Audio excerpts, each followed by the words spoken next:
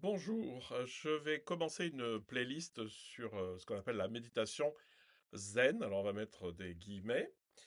Donc, si vous savez pas ce que c'est très simple. C'est une pratique méditative qui vient du bouddhisme et qui est passée par le Japon. Hein, le zen, c'est la terminologie japonaise, sinon c'était le chan.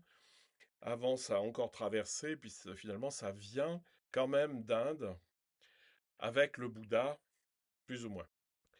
Ce qui est intéressant, c'est que chaque fois que le zen a traversé un pays, il s'est acculturé. Mais le zen est arrivé, en Europe, on va dire, dans les années, 60, et le problème, c'est qu'il s'est pas acculturé du tout, et on a beaucoup essayé de japoniser le truc, ce qui fait on pratique beaucoup le zen, heu, avec, beaucoup de choses qui sont vraiment issues de la tradition japonaise. Alors, c'est pas inintéressant et ça va très bien, c'est pas le souci.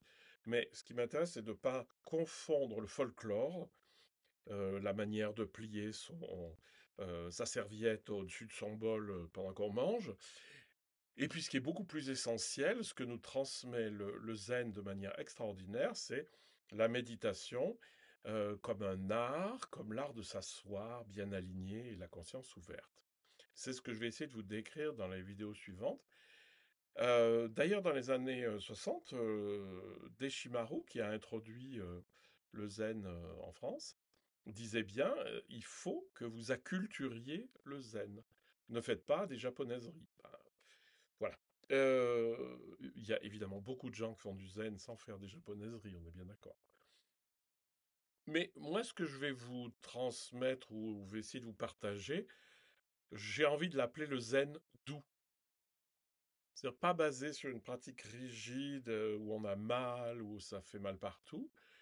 Et là-dessus, je me base beaucoup sur un maître zen relativement peu connu, Shodo Harada, qui justement appuyait sur le fait que la posture devait être tout à fait détendue, que si on avait mal quelque part, c'est qu'on était mal posturé, et qu'en fait, le but de tout ça, c'était que la bienveillance jaillisse de cet état.